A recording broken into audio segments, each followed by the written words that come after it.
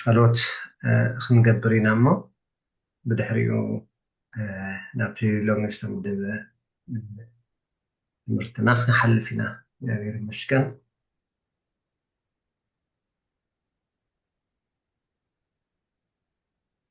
ሕራይ እግዚአብሔር ተመስገነ ይኹን ድጋሚ እቶም ድሕርኩም ትመፁ ዘለኹም እንኳዕ ደሓን መፃኹም እቲ ዘለና ስላይድ ሼር ክግበር እዩ እሞ ብመሰረት እቲ ክንከይድ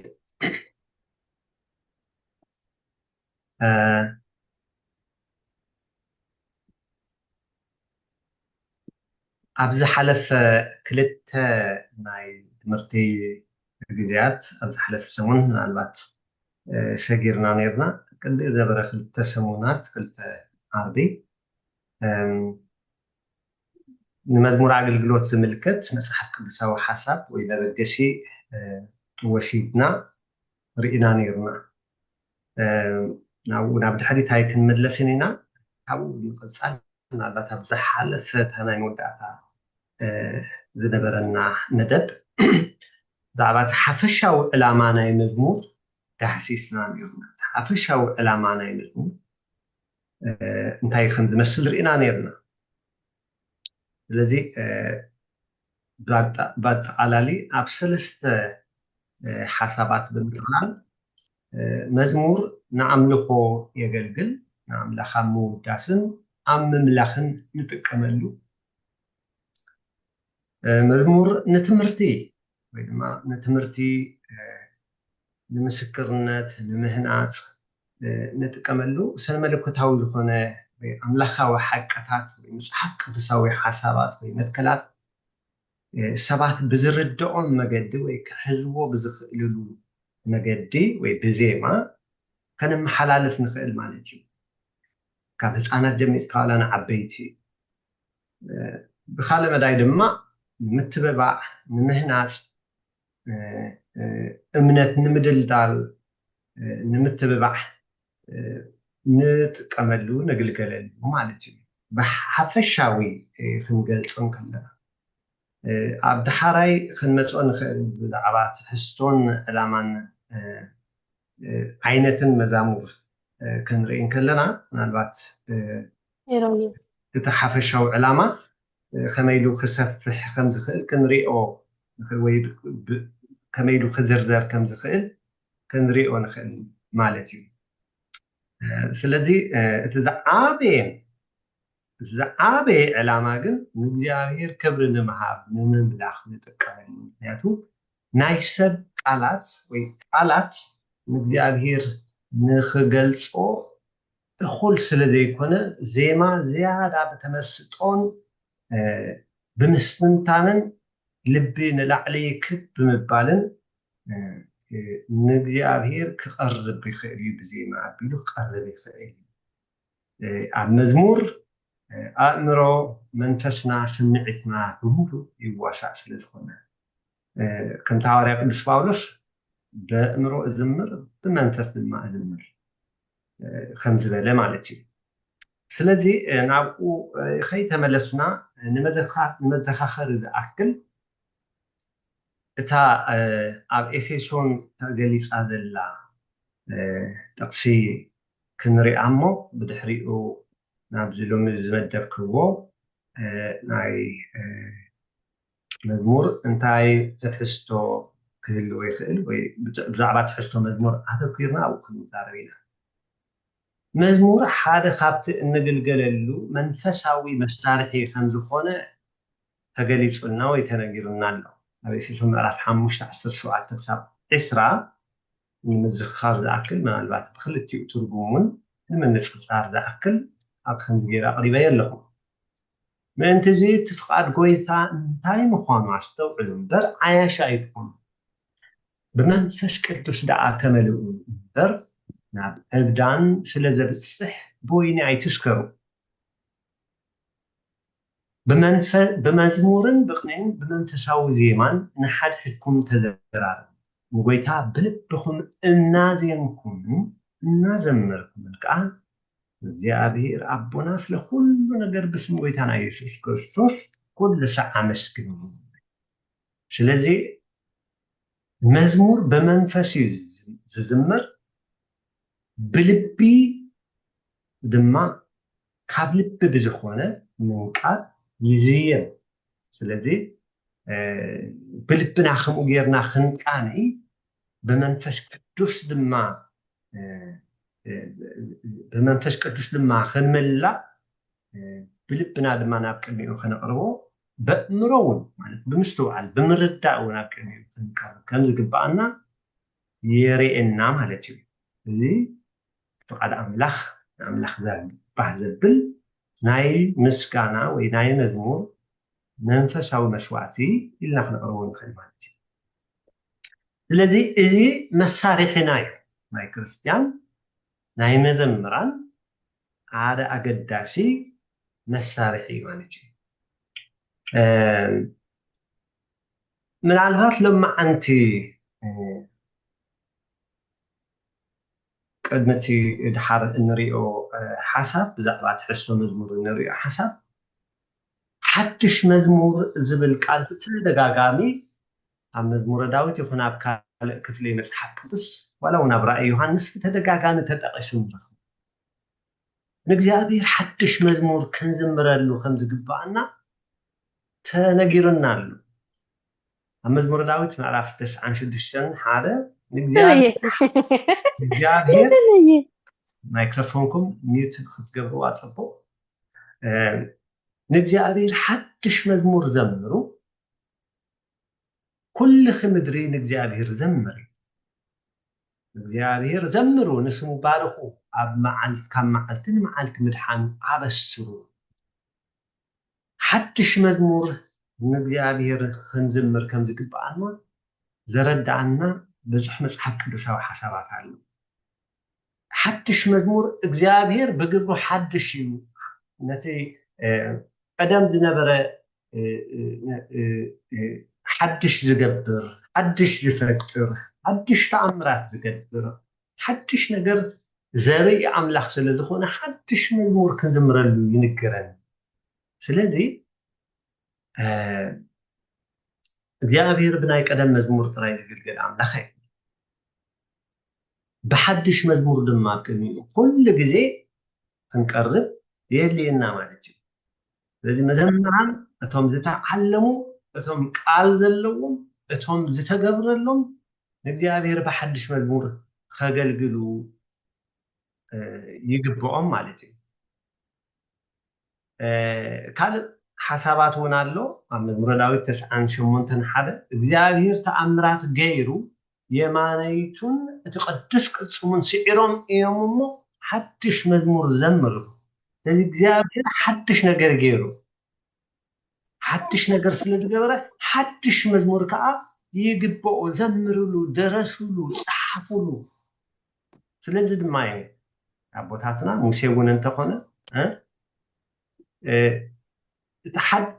ሓድሽ መዝሙር ክዝምሩሉ ሓድሽ መዝሙር ክጽሕፉን ከለው ኢና ንርኢ ኣና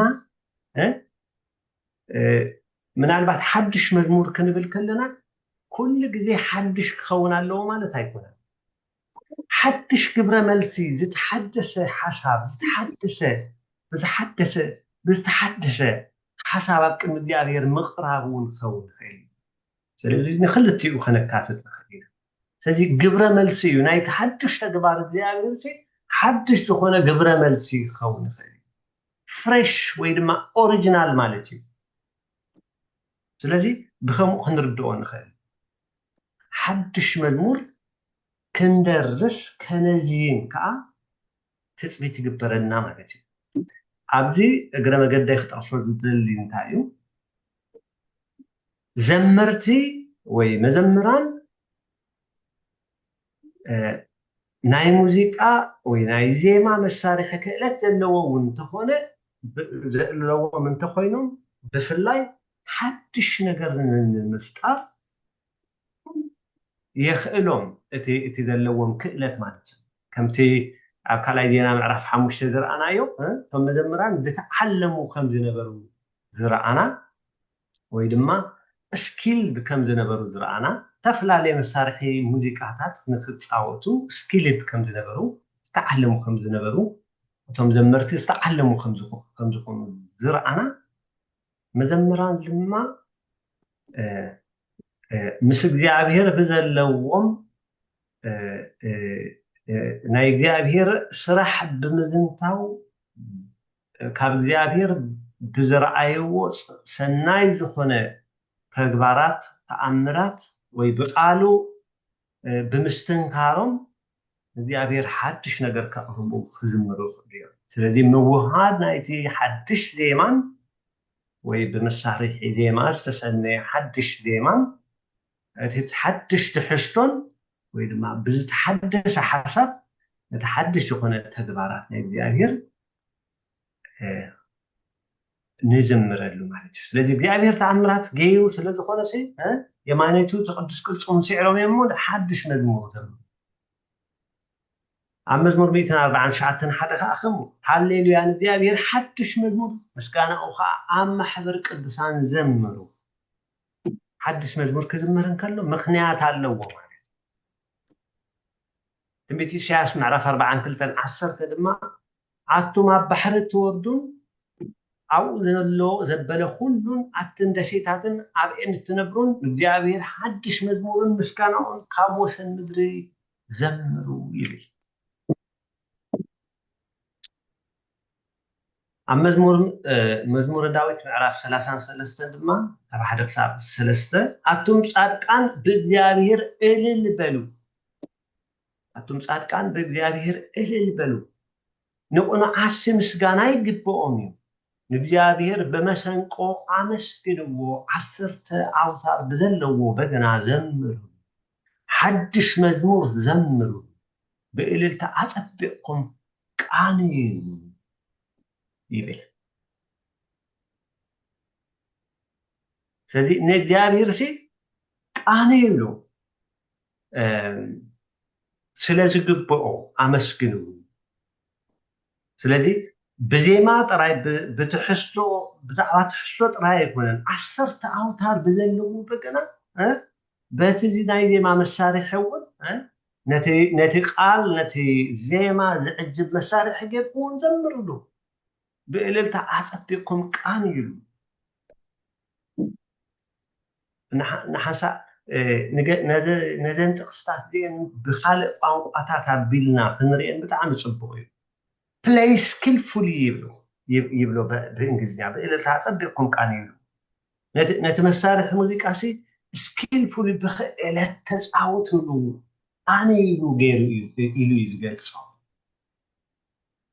ስለዚ ብካልእ ቋንቋታት ወይ በምሓርኛ ወይ ብግዕዝ ወይ ብእንግሊዝኛ ወይ በቲ መበቆላዊ ሓሳብ እውን ክንሪኦ ዝያዳ ትምህርቲ ይህበና እዩ ስለዚ ንእግዚአብሔር ሓድሽ መዝሙር ንምዝማር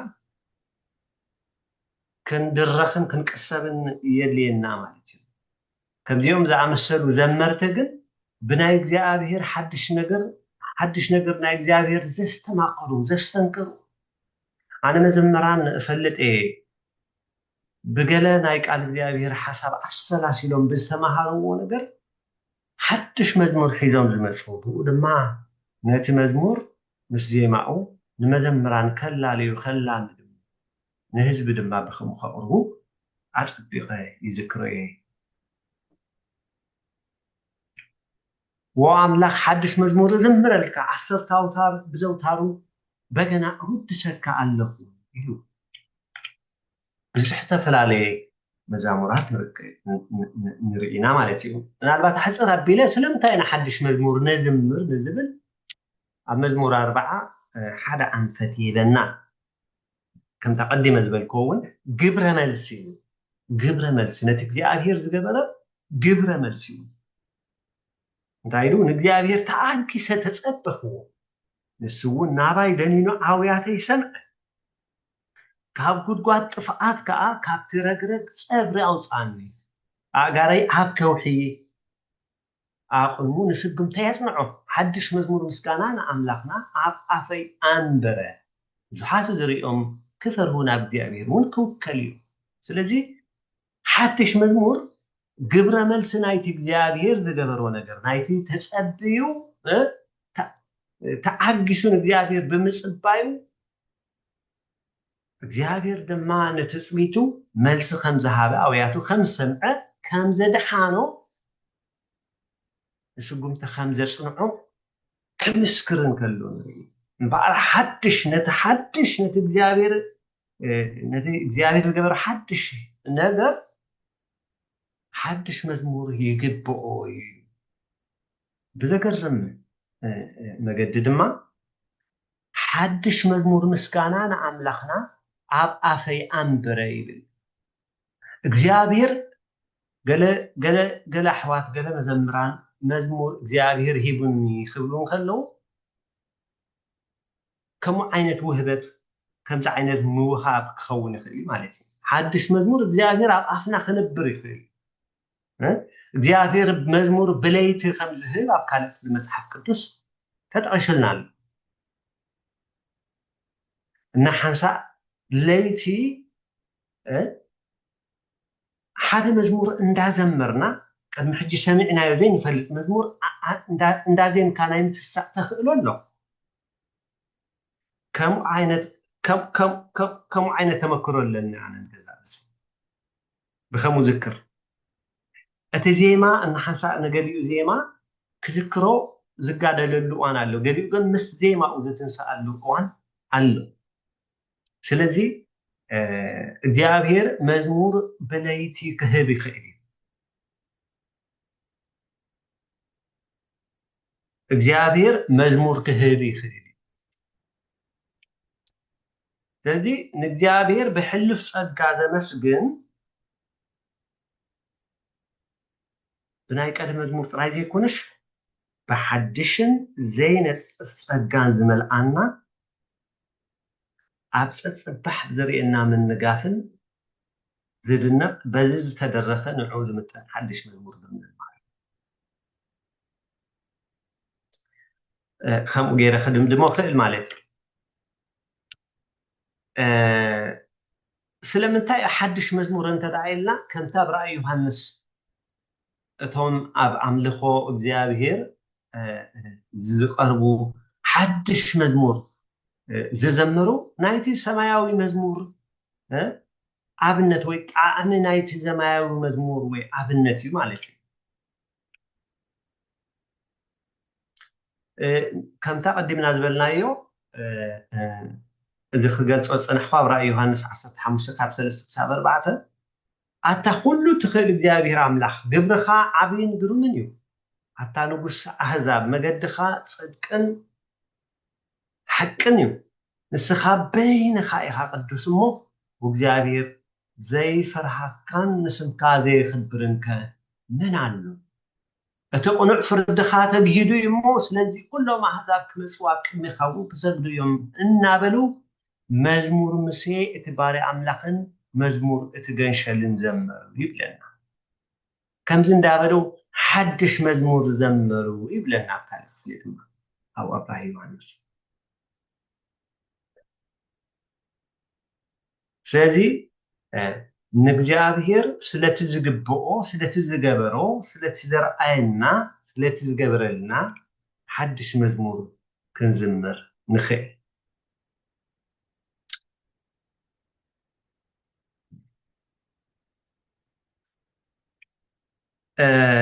ተወሳኺ ጥቅስታት እዚ ክንርኢ ንኽእል ኢና እቲ ራእይ ዮሃንስ 14 ፍቅዲ 3 5 ፍቅዲ 9 ድማ ክንርኢ ንኽእል ኢና ሓድሽ መዝሙር ከም ዝዘምር ካብዚ ቀፂልና ንሪኦ ብዛዕባ ዓይነታት መዛሙር እዩ ብዛዕባ ዓይነታት መዛሙር እዩ ዝተፈላለየ ዓይነታት መዛሙር ኣሎ ምናልባት ካብቲ ብዙሕ ዓይነታት መዛሙር ንገለ 10 ዓይነታት መዛሙር ብትሕዝቶኦምን ብዕላምኦምን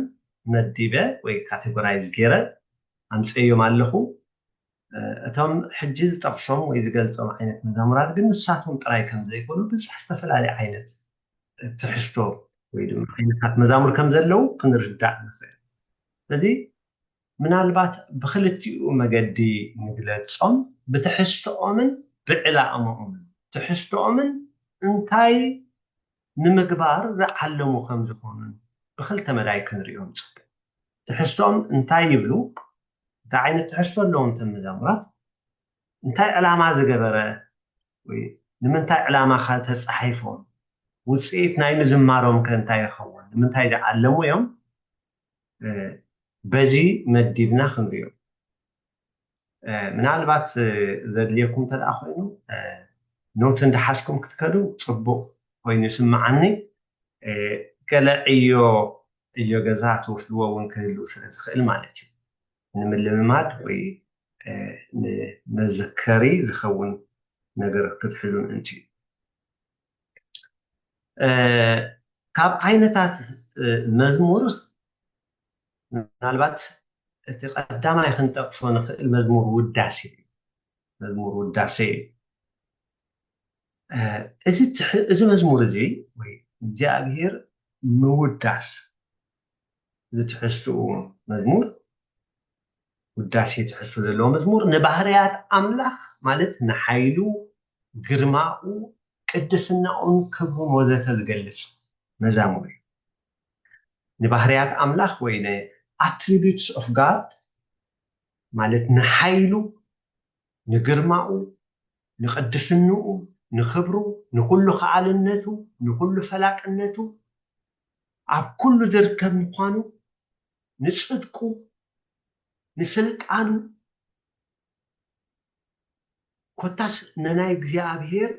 ዘለዓለማዊ ባህርያት ዝገልፅ መዛሙር በዚ ባህርያት እዚ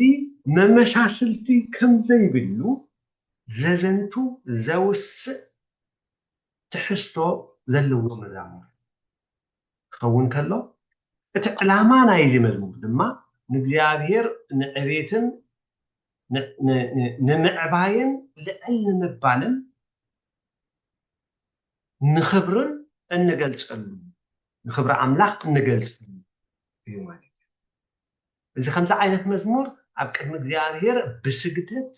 ብርዓት ብምንቅጥቃጥ ክንቀርብ ዘኽእለና መን ከማኻ ኢልና ኣብ ቅድሚኡ ዘቕርበና ዓይነት መዛሙር ማለት እዩ ስለዚ እዚ ከምዚ ዓይነት መዛሙር እቲ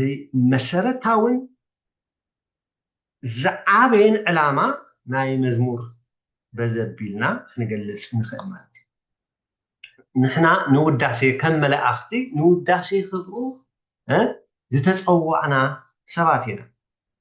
ሰብ ንውዳሴ ኣምላኽ ንክብሪ ኣምላኽ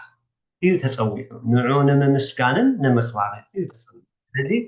ንዕቤትን ልዕልናን ኣምላኽ እንገልፀሉ መገዲ ማለት እዩ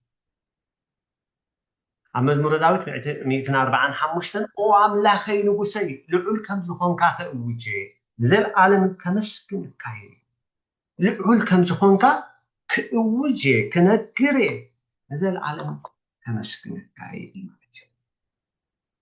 እንታይ ዓይነት መዛሙር ከለና ኣብነት ክንጠቅስ ንኽእል ምናልባት ዘምፃልኩም ዓይነት ኣብነታት ሕጂ ኣብዚ እዋን ዝዝመረ መዛሙር ክኸውን ይኽእል እዩ ናይ ቀደም መዛሙር ኣብ ኣእምሮይ ቅጅል ዝበለኒ መዝሙር ጥራይ ኮፍ ኣቢለ ዘለዎ ነዚ መዝሙር ዝገልፅ እንታይ ዓይነት መዝሙር ኣሎ ኢለ ምስ ሓሰብኩ ኣብ ኣእምሮይ ዝመፀለ እዩ ከም ዕዮ ገዛ ትወስድዎ እምበኣር ንውዳሴ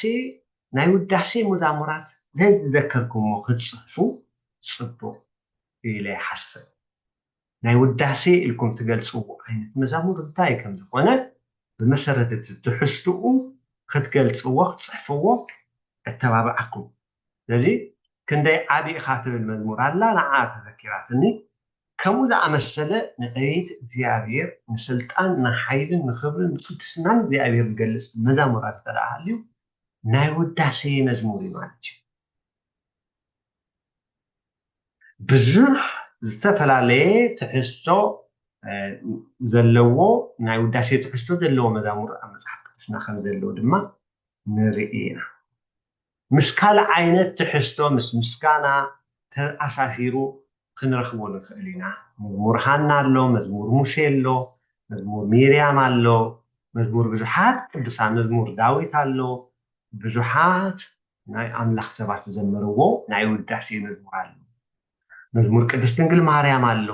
ነፍሰይ ንእግዚአብሔር ተዕብዮ ኢላ ዝዘመረትሉ መዝሙር ኣሎ ብዙሕ ዝተፈላለየ ዓይነት ትሕዝቶ መዝሙር ክንረክብ ንኽእል ኢና እቲ ካልኣይ ትሕዝቶ መዝሙር ምስጋና ወይ መዝሙር ኣምልኾ ኣብ ከምዚ ሰሪዐዮ ኣለኹ ምስጋናን ኣምልኾን ተኣሳሲሩ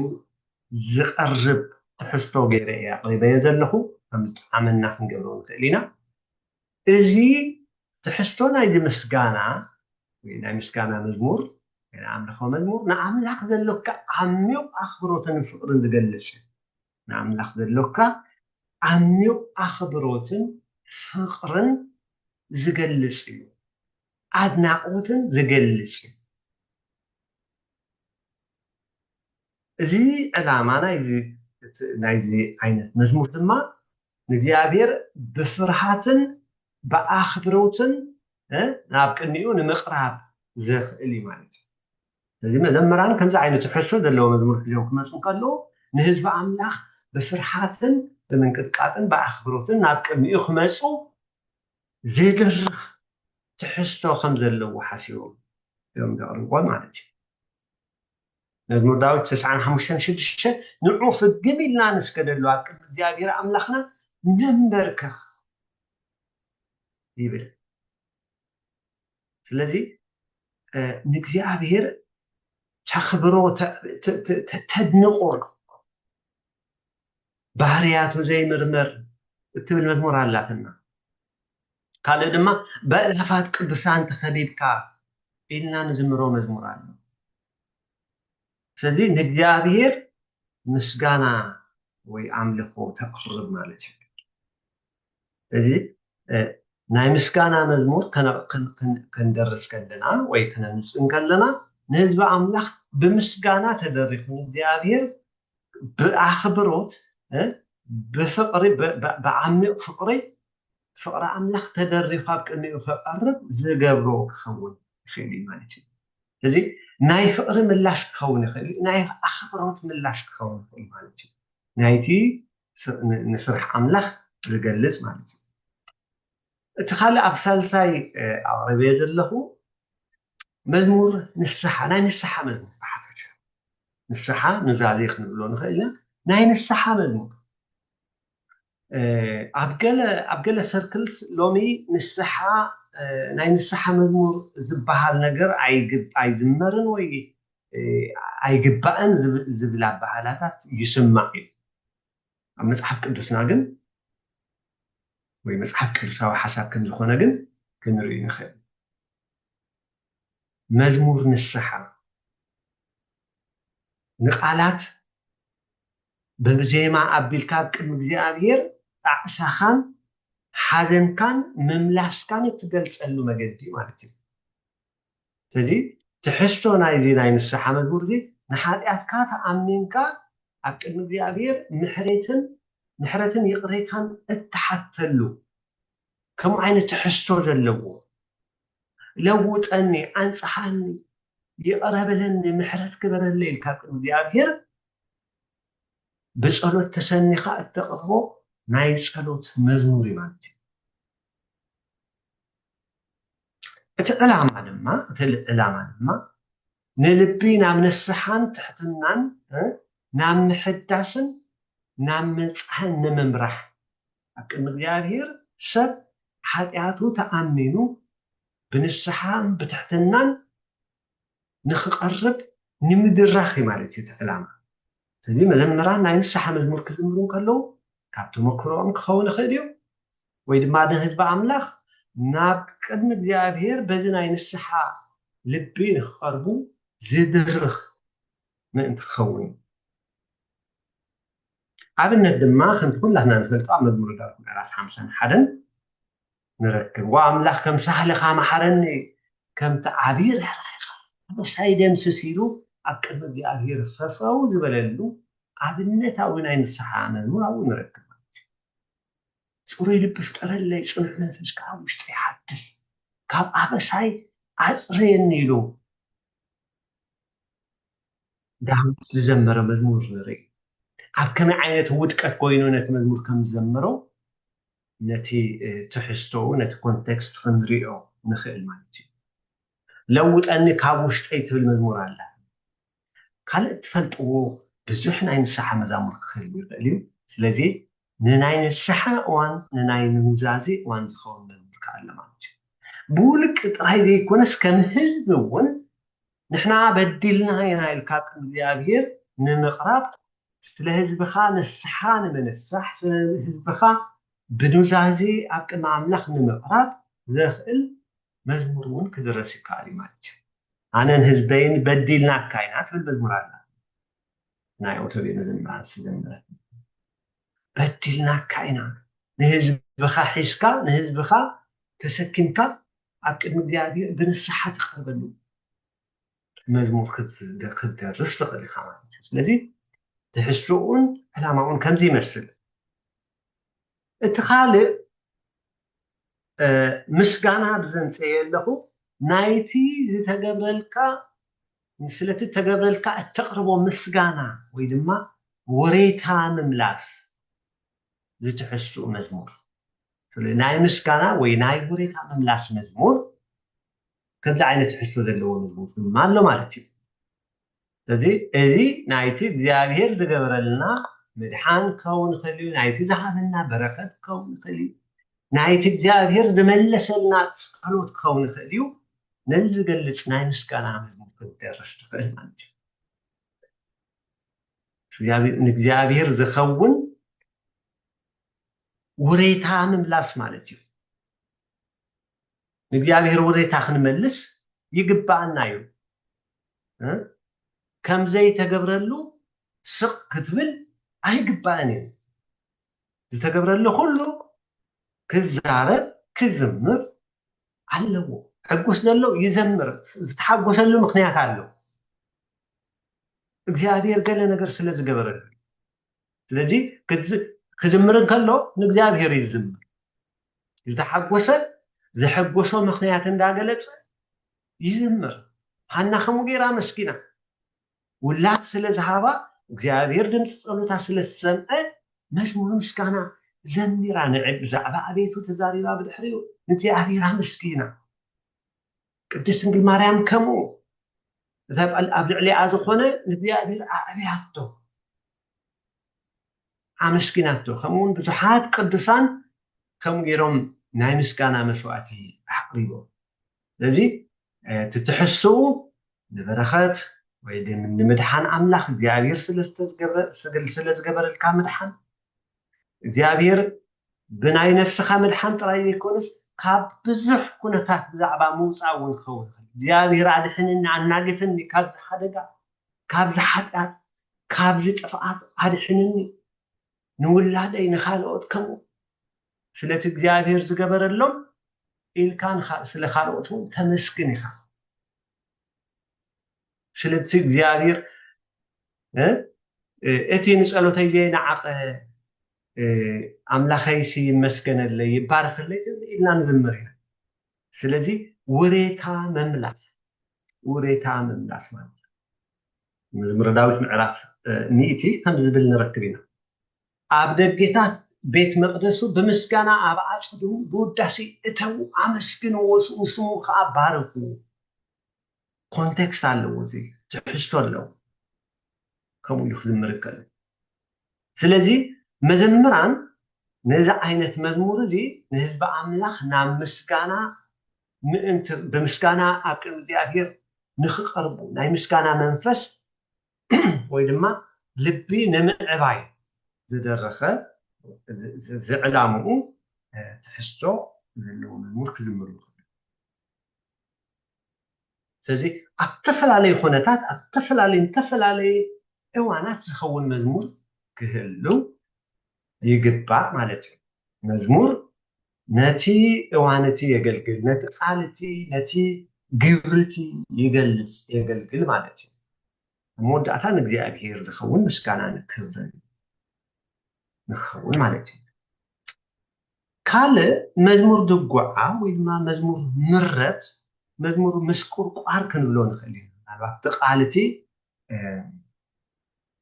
ኣብ ቅድሚ እግዚኣብሔር ሰምዒትና ንኽንገልጽ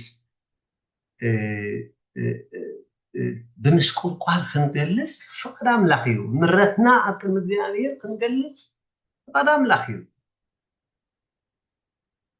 ስለዚ ትሕሶ እንታይ እዩ ዘመልክት ምስቁልቋል ወይ ሓዘን ወይ ሓደ ናፍቆት ወይ ኣምላኻዊ ባህጊ ጽምዓት ዝገልጽ እዩ ንሓንሳ እግዚኣብሔር ዝደንወየ ኮይኑ ኣብ ዝስምዓና እዋን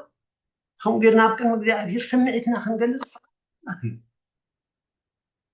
ኣብ እግዚኣብሔር ምውካልና ናብ እግዚኣብሔር ልብና መምላስና ዝተዓበየ ነገር ስለዚ ኣብ ቅድሚ እግዚኣብሔር ሓዘንና ክንገልጽ ንኽእል ኢና ኣብ እግዚኣብሔር ምውካልና እዩ ዘመልክት ናይ ምውካል መዝሙር እዩ ስለዚ እንታይ እዩ ዕላምኡ ናይዚ መዝሙር እዚ ዕላማ እንተደኣ ኢልና መከራና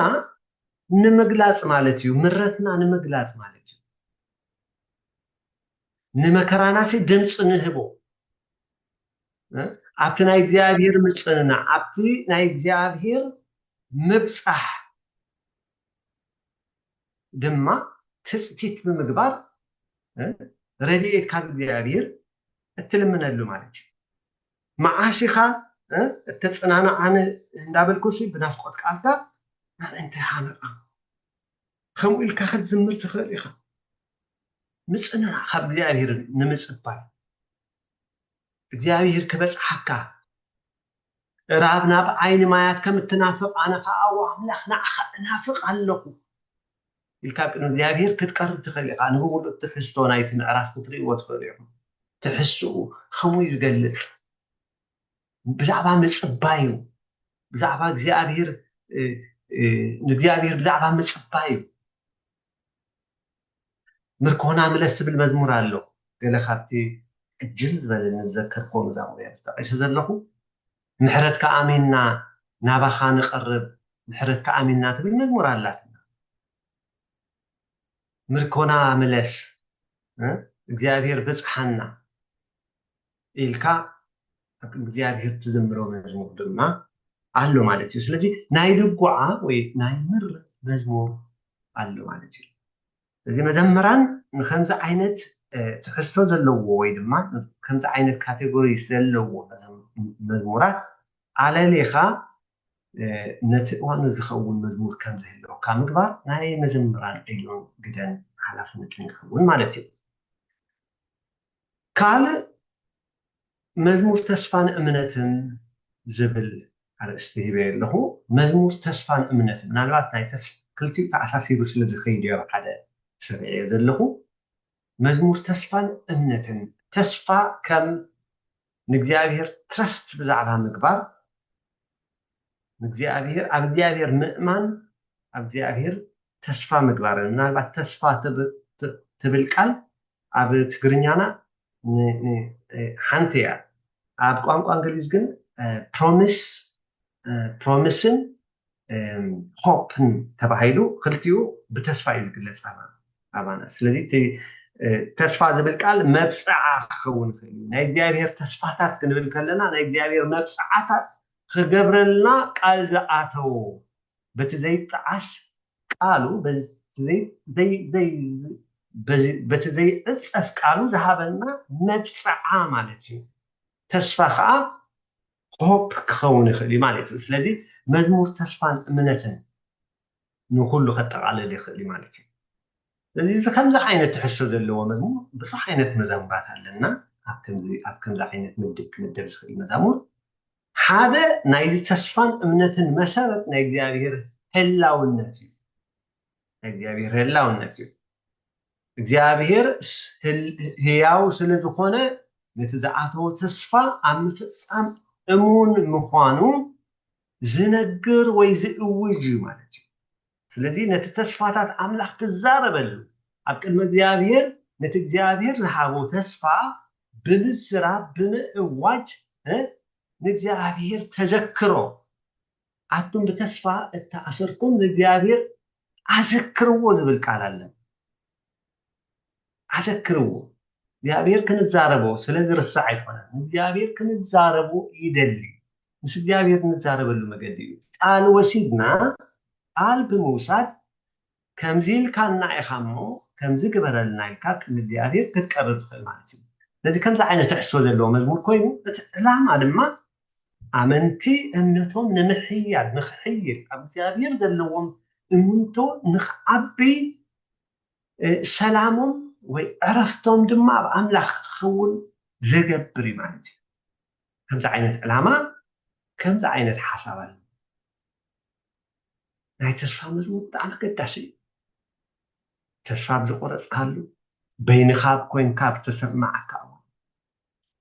ነገራት ክፅልምት እንከሎ ናይ ተስፋ መዝሙር ትዝምር ከምዚ ነቢይ እምባቆም ዝዘመሮ መዝሙር ኣብኡ ክንሪኦ ንኽእል ኢና ግርሁ እንተዘይቀደወ ኣባጊዕ ኣብ ደንበ እንተተሰኣና ኣብ መወዳእታ ዝደምደሞ እግዚኣብሔር ሉዓላዊ ምዃኑ እግዚኣብሔር ኩሉ ትኽእል ምዃኑ እዩ ማለት እዩ ስለዚ ንእምነትን እምነትና ንኽዓቢ ንኽሕይልን ኣብ እግዚኣብሔር ዘለና ተስፋ ድማ ንኽዓቢ ሰላምና ንኽዓቢ ንኽውስኽ ንኽእል ሰላምና ንምዕባይ ዘገልግል ነዚ ዕላማ ዝገበረ መዝሙር ከምኡ ዓይነት ትሕዝቶ ዘለዎ መዝሙር እዩ ማለት እዩ ስለዚ ብዓብዩ መዝሙር 23 ከምቲ ኩላህና ንፈልጦ እግዚኣብሔር ጓሳይ ዝገድለኒ የብለይን ኢሉ እግዚኣብሔር ብርጉፅ እሙን ጓሳ ከም ዝኾነ ክሳዕ መወዳእታ መሪሑ ከብፅሓና ከም ዝኾነ ዝገልፅ ብጣዕሚ ፅቡቅ ኣብነት እዩ ማለት እዩ እግዚኣብሔር ጓሳይ ትብል መዝሙር ኣላታ ብእምነት ክነብር እየ እግዚኣብሔር ሰንደቕ ዕላማ እዩ ዝብል መዝሙር ኣለና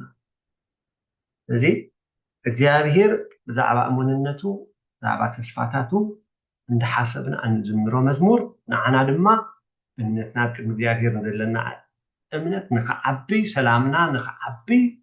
ዝሕግዝ ዓይነት ትሕዝቶ ዘለዎ መዝሙር እዩ ማለት እዩ ሻውዓይ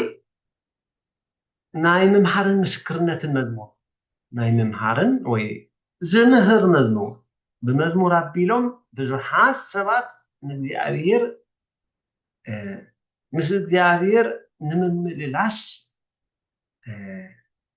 ዝወሰኑ ዝተደረኹ ሰባት ብዙሓት ኣለዉ ብመዝሙር ኣቢሎም ንእግዚአብሔር ዝፈልጥዎ ዝፈለጡ ብመዝሙር ኣቢሎም ብዛዕባ ሓቅታት ኣምላኽ ዝተረድኡ ሰባት ኣለዉ ኣብዚ ወላ ኣብቲ ኣቐዲመ ዝጠቐስክዎ ኩሉ ዓይነት ትሕዝቶታት መዝሙር መዘምራን ብቃል እግዚኣብሔር ዝመልኡ ክኾኑ ከም ዘለዎም እዩ ዝርዳእና መዘምራን ቃል እግዚኣብሔር እንተዘይመሊኦም ምልኣት ቃል እግዚአብሔር እንተዘይሃልይዎም ነቲ ቃል ዘገልግል ትሕዝቶ ዘለዎ መዝሙር ክዝምሩ ይሽገሩ እዮም ወይ ከዓ እቲ ትሕዝቶ ናይቲ መዝሙር ፎኪስ ትሕዝቶ ዘለዎ ይኸውን ንገለ መፅሓፍ ቅዱሳዊ ሓቅታት ንገለ ስነ መለኮታዊ ሓቅታት ንምግላፅ ክፅገሙ እዮም ማለት እዩ እዚ መዝሙር ንገለ ናይ እግዚኣብሔር ባህርያት ክገልፅ ተደኣ ኮይኑ እቲ ዘማራይ ነቲ መዝሙር ዝደርስ ሰብ ብዛዕባ እግዚኣብሔር ብዛዕባ መለኮታዊ ባህርዩ ፅቡቅ ገይሩ ዝተረድአን ዝፈልጥን ክኸውን ግድነት እዩ ብዛዕባ ባህርያት እግዚኣብሔር ከይተረዳእኻ ብዛዕባ ናይ እግዚኣብሔር ባህርያት ክብል ከለኹ ናይ እግዚኣብሔር ኣትሪቢዩትስ ማለት እዩ ፅቡቅ ጌርካ እንተዘይተረዲእኻ ቃል እግዚኣብሔር መፅሓፍ ቅዱስካ ፅቡቅ ጌርካ እንተዘይተረዲእኻ ብዛዕባ ባህርያት እግዚኣብሔር ክገልፅ ትፅገም ኢኻ ማለት እዩ ወይ ድማ ንባህርያት እግዚኣብሔር ዝንቡዕ ጌርካ ክትገልፆ ትኽእል ኢኻ ማለት እዩ እዚ መዘምራን ናይ ቃል እግዚኣብሔር መልኣክ ዘለዎም ክኾኑ ኣገዳሲ እዩ ዘማራይ ናይ መፅሓፍ ቅዱስ ሰብ ክኸውን ግድነት እዩ እንተዘይኮይኑ ንእግዚአብሔር ብግቡእ ከይትገልፆ ትኽእል ኢኻ ወይ ናይ እግዚኣብሔር ሓሳብን መደብን ብግቡእ ከይትርዳእ ትኽእል ኢኻ ብዙሕ ጌጋታት ኢና ብትሕዝቶ መዝሙር ንረክብ ብዙሕ ጌጋታት እዩ ዝርከብ ካብ وحد قال እግዚአብሔር ወይ ካብ ምልአት ቃል እግዚአብሔር ካብ ዘይምህላው ዝተላዕለ ዝግበር ብዙሕ ዜማታት ናይ መዛሙራት ጌጋታት ኣሎ እዚ መዘምራን ንመጽሐፍ ቅዱሶም ክፈልጡ ክርድኡ ኣገዳሲ እዩ በመሰረቱ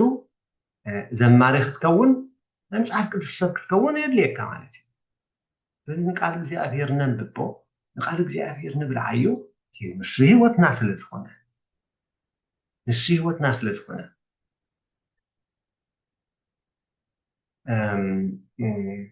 ስለዚ መዝሙር በመዝሙር አቢልና ንገለ ሓቅታት ናይ ቃል እግዚአብሔር ክንምህረሉ ንኽእል ኢና ክንምስክረሉ ንኽእል ኢና ክንሃንፀሉ ንኽእል ኢና ማለት እዩ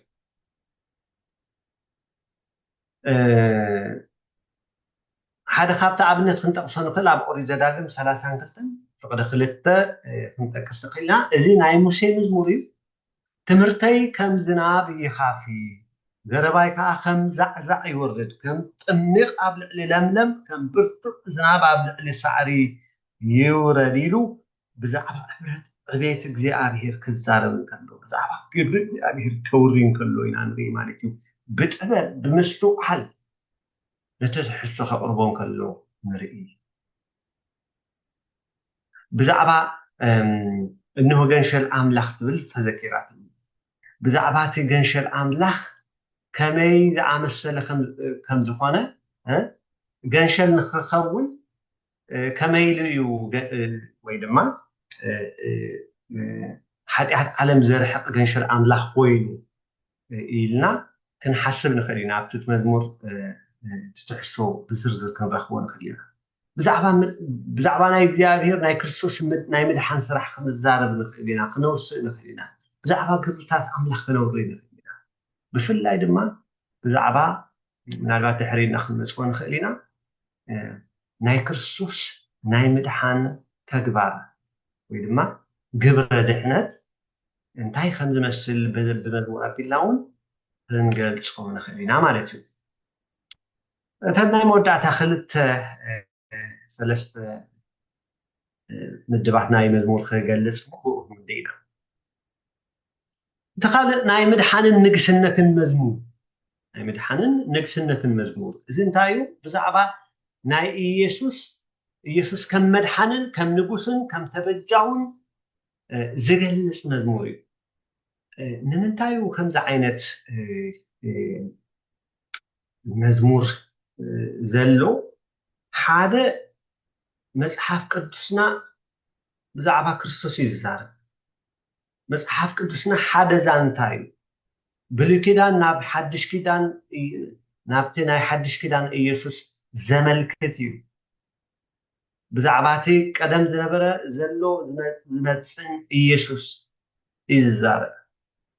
ብዛዕባ ግብሪ ምድሓን እዩ ብዛዕባ ሰብ ክዛረብ ከሎ ብዛዕባ ኣምላኽ ክዛረብ ከሎ ኣብ መወዳእታ ንኩሉ ጠቕሊሉ ድማ ብዛዕባ እቲ ክርስቶስ ዝገበሮ ምድሓን እዩ ዝዛረብ ስለዚ ከምቲ ኣብቲ ጸሎተ ሃይማኖት ዘሎ ናይ እምነትና መግለፂ ዝኾነ ጸሎተ ሃይማኖት ንረኽቦ እግዚአብሔር ከመይ ኢሉ ካብ ሰማያት ከም ዝወረደ ካብ ቅድስት ድንግል ማርያም ከም ተወልደ ኣብዛ ምድሪ እዚኣ ከም ተመላለሰ ኣብ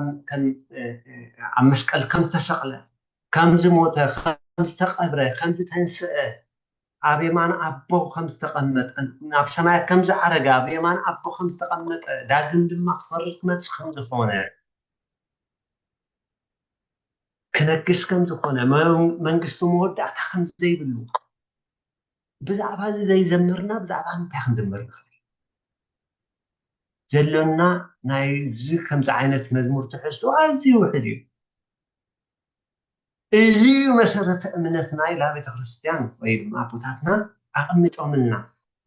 እቲ ዝበዝሕ ብዛዕባ ግብሪ ክርስቶስ ወይ ግብረ ምድሓን እዩ ዝዛረብ ኣብ ጸሎት ሃይማኖት ትሕዝቶ ብዛዕባ ግብሪ እግዚኣብሔር ብስራሕ ኣምላኽ ብዛዕባ መንፈስ ቅዱስ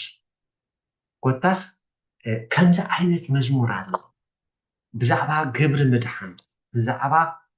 ፍርዲ ኣምላኽ ክትዝምር ከምዚ ዓይነት መዝሙር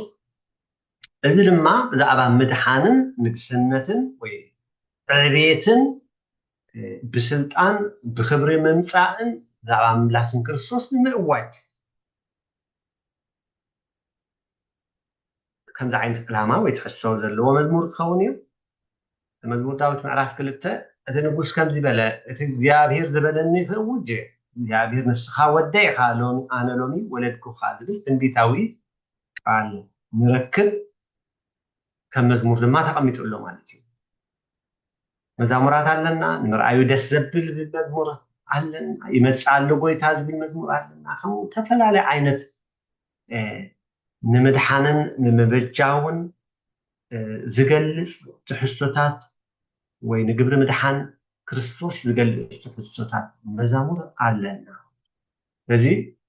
መዝሙር ክንሓስብ ከለና ከምዚ ዓይነት ትሕዝቶ ዘለዎ መዝሙር ክኸውን ከም ዝኽእል ድማ ክንሓስብ ንኽእል ካልእ መዝሙር ተልእኾን ኣገልግሎትን ኢለ ኣለኹ መዝሙር ተልእኾን ኣገልግሎትን ነፍሲ ወከፍ ክርስቲያን ዝተፀዋዓሉ ዕላማ ኣሎ እቶም ናይ ቤተክርስትያን ተልእኾ ድማ ወንጌል ምስባክ እዩ ቤተክርስትያን ማለት ድማ ንሕና ኢና ሰባት እዮም ቤተክርስትያን ከምኡ እንተደኣ ኮይኑ ፃውዒት ኣለና እቲ ዝኣመነ ተማሂሩ የገልግል ንኣምላኽን ንህዝብን የገልግል ስለዚ እዚ ከምዚ ዓይነት ትሕዝቶ ዘለዎ መዝሙር ድማ ፃውዒት ዘቕርብ ንምግልጋል ወንጌል ዝኸውን ወንጌል ንምስባክ ዝኸውን ንእምነትካ ንምንባር ወይ ብተግባር ተግባራዊ ክርስትና ንምንባር ዝዕድም ትሕዝቶ ዘለዎ መዛሙር ክህሉ ይግባእ ኣሎ ስለዚ ፃውዒት እዩ ንእምነትካ ንምንባር ድማ ምትብባዕ ማለት እዩ ስለዚ ክርስትና ብእምነት እዩ ዝንበር ብእምነት ንክትነብር ድማ ዘተባበክ እዩ ማለት እዩ ዕላማ ናይዚ ትሕዝቶ መዝሙር ድማ ኣመንቲ ንዕዮ ኣምላኽ ንስራሕ ኣምላኽ ቅሩባት ክኾኑ ንምብጋስ ንምልዓል እዩ ማለት እዩ ስለዚ ኣመንኩ ስለዚ ድማ ተዛረብኩ ኣመንኩ ስቕበልኩ ኣይኮነን ኣመንኩ ስለዚ ድማ ተዛረብኩ እዩ ስለዚ ተውሪ ንግብሪ ኣምላኽ ንኸተውሪ ዘተባብዕ ዝዕድም መዝሙር ማለት እዩ ስለዚ ኪዱ ነፍሲ ወከፍ ብስመ ኣብ ወወልድ መንፈስ ቅዱስ እናጥመቅኩም ዝኣዘዝኩኹም ኩሉ እናምሃርኩም ደቂ መዛሙርተይ ግበርዎ ኢሉ ጎይታ ንሐዋርያት ልኢኾም ንዓና ድማ ንኩላህና ከም ገይሩ ልኢኹምና ማለት እዩ ክሳብ መወዳእታ ዓለም ድማ ምሳኹም ናይ ቤተክርስትያን ተልእኾ እዚ እዩ ናይ ቤተክርስትያን እንኮ ተልእኾ እዚ እዩ ወይ ድማ ዝዓበየ ተልእኾ እዚ እዩ ምስኡ ዝመላላእ ስራሕ እኳ እንተሎ ስለዚ ነቢ ኢሳያስ ራእይ ምስ ረኣየ እቲ ኣብ ማእከል እቲ ኣምልኾ ኮይኑ ዝረኣዮ ራእይ ሽዑ እግዚኣብሔር ንመን ክልእኽ መን ከኸደልና እዩ ክብል ከሎ ሰማዕኹ ኢሉ ኣነ እውን እኔኹ ለኣኸኒ በልኩ ስለዚ እግዚኣብሔር ዝልእኾ ሰብ ይደሊ እዩ ንሕና መታዓይቲ ኣምላኽ ኢና ኢሉ ሐዋርያ ቅዱስ ጳውሎስ መታዓይቲ ኢና ስለዚ ድማ እዩ ጎይታ ንሐዋርያት በብክልተ ገይሩ ዝልእኾም ዝነበረ ወንጌል ክሰብኩ ንሕና ድማ ንለኣኽ ንኽንለኣኽ ድማ እኔኹ ለኣኸኒ ክንብል ይግባእ ህዝቢ ኣምላኽ እቲ ንምግልጋል እቲ ዝኣመነ እኔኹ ለኣኸኒ ክብል ይግብኦ ወይ ድማ ንኸምኡ ክዕድም ይኽእል ማለት እዩ ስለዚ መዝሙር ተልእኾን ኣገልግሎትን ኢልና ክንመድቦ ንኽእል ማለት እዩ ኣብ መወዳእታ ምናልባት ናይ መወዳእታ ዘይኮነ ግን ብዙሕ ካልእ ትሕዝቶታት ወይ ምድባት ዘለዎ መዛሙር ክህሉ ይኽእል እዩ ናይ ፀዋዕታን ዕድመን ምናልባት ምስ ተቐድም ኣቢለ ዝጠቐስክዎ ብገለ ሸነኽ ክመሳሰል ይኽእል እዩ ብፍላይ ግና ናይ መንፈስ ቅዱስ ስራሕ ኣብ ኣመንቲ ንክግለጽ ተስፋ ተዋሂብና እዩ ንመንፈስ ቅዱስ ክንቀበል መንፈስ ቅዱስ ክወሃበና ተስፋ ተዋሂብና ስለዚ ሓደ ኣካል ስላሴ ዝኾነ መንፈስ ቅዱስ ብዘይ መንፈሱ ሓንቲ እኳ ክንገብር ስለ ዘይንኽእል ብመንፈሱ ምሳና ክኸውን መንፈሱ ኣባናን በኣናን ክዓይ ንመንፈስ ቅዱስ ንዕድም ማለት እዩ ከም ተስፋ ቃሉ ንዕድሞ ከምቲ ኣብ ሐዋርያት ነበርካ ኣባና እውን ንዓ ንብል ማለት እዩ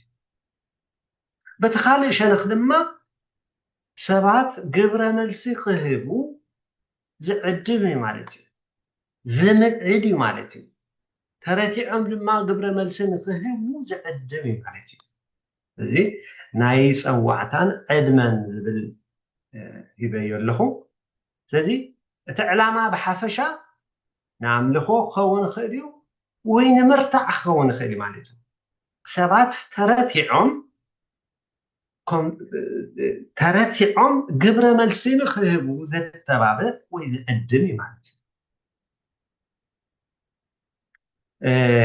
ኣብ መዝሙር ዳዊት 24 ከምዚ ትሪእዎ ዘለኹም እቲ ዓብይ ንጉስ ከኣቱ እሞ ኣቶም ደጌታት ጋህበሉ ኣቶም ናይ ጥንቲ ደጌታት ተኸፈቱ ይብል ምናልባት ኩለንተን ከንብበን ዝፀናሕኩ ጥቕስታት ካብ ሓድሽ ትርጉም ዝተወስዳ ከምዝኾና እዚአን ኣስተውልለን ይኹን ኩለን ካብ ሓድሽ ትርጉም ተወስዳ እየን ስለዚ ኣቶም ደጌታት ጋህበሉ ኣቶም ናይ ጥንቲ ደጌታት ተኸፈቱ ይብል ስለዚ መን ከኣቱ እቲ ንጉስ ክብሪ ከኣቱ እዩ እዚ ዝዕድም እዩ ማለት እዩ ስለዚ ንኣብነት ካብቲ ዘሎና መዛሙራት እደሊ ኣለኹ ሓዊ መንፈስካ ትብለላ ከም ጎይታ ከም ህያው ቃላትካ ኣፍስሶ ንመንፈስካ ትብል መዝሙር ኣለና ስለዚ ዝዕድም ንዓ ማእከልና ዝብል ትሕዝቶ ዘለዎ መዛሙራት ከምኡ ክንጠቅስ ንኽእል ኢና እዚ ብሓፈሻ ግን ንኣምልኾ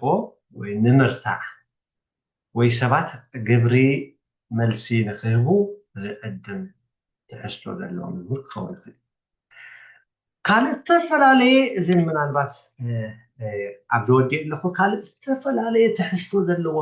መዝሙር ዓወት ኣሎ ናይ ልማኑ መዝሙር ኣሎ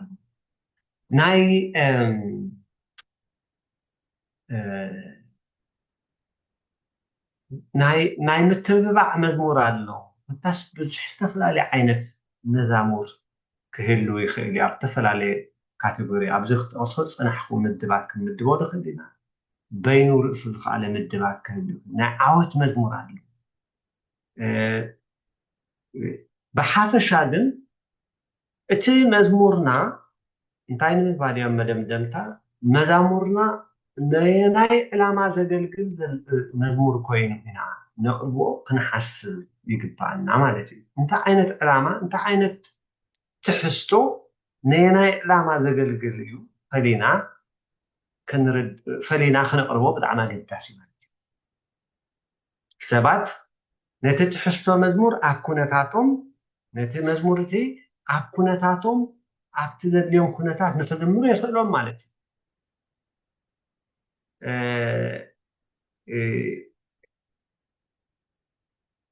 እዚ ፀቢቕካ ምፍላጥ ንምንታይ የገልግል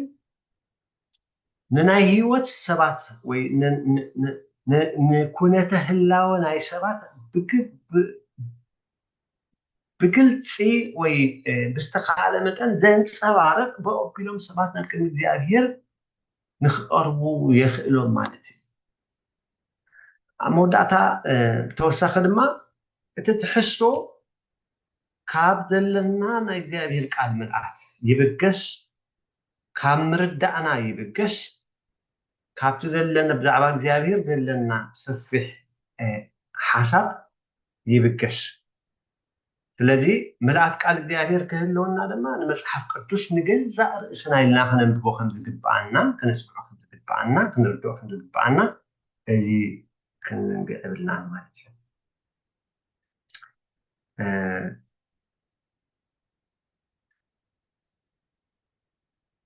መወዳእታ ንህፃናት እውን እንተኾነ ነቲ ንህፃናት ዘምህሮም ወይ ህፃናት ንኣብነት ናይ ጥቕስታት መዛሙር ብምድራስ ንጥቕስታት ከጽንዕዎ ዝገብሮም ዝሕግዞም መዛሙር ክንዝምር ይግባአና እዩ ማለት እዩ። ከምቲ ዝሓለፈ እዋን ጠቐስኩልኩም ወእግዚአብሔር ሓይለይ የፍቅረካየ እግዚአብሔር ሲ ዕርደይ ሓይለይ ዕርደይ መናገፊየ ኢኻ ኣምላኸይ ሃድመሉ ፀግዐይ ዋልታይ ቀርኒ መድሓነይ እትብል መዝሙር ከም ዘላታ ታጥቕሲ ተቐሚጣ ከም ዘላ ነታ ጥቕሲ ኣፅኒዖማ ማለት እዩ። ስለዚ ንጥቕስታት ክፅናዕ ዝተደለየ ጥቕስታት ንህፃናት ብከምኡ ብምምሃር ዋላ ዓበይቲ እውን እንተኾና ብምምሃር ወይ ብዜማ ወይ መለዲ ብምግባር ክንምህረሉ ክንጥቀመሉ ንኽእል ኢና። ንህፃናት ድማ ይምህሮ ማለት እዩ። ንእምነቶም ንሓንፅ ንምርድኦም ንሓንፅ ማለት እዩ። ኣመንቲ ድማ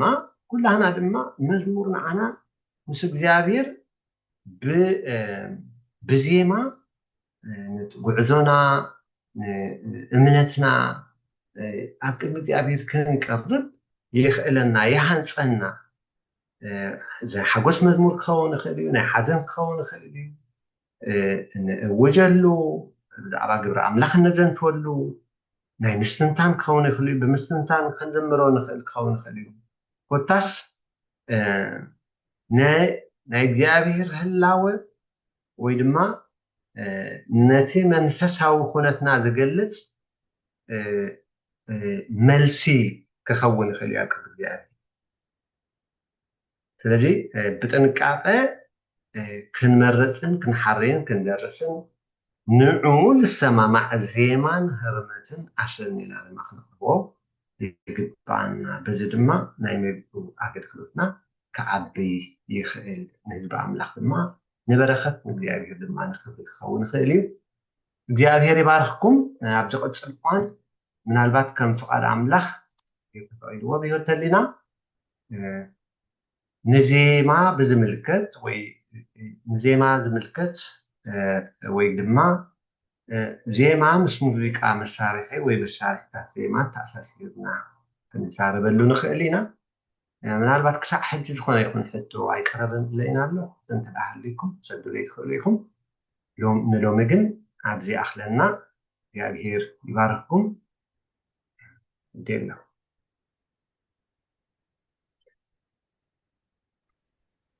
ኣሜን። ክብሪ ንኣምላኽ ይኹን። ቃል ህይወት ተስማዓልና ኣባኣሺ ኣዝዩ ደስ ዝብል ንምዃት ሰፊሕ ክርዳዓካ ዝኽእል ማለት እዩ። ክንመሃር ፀኒሕና። ክብሪ ንኣምላኽ ይኹን።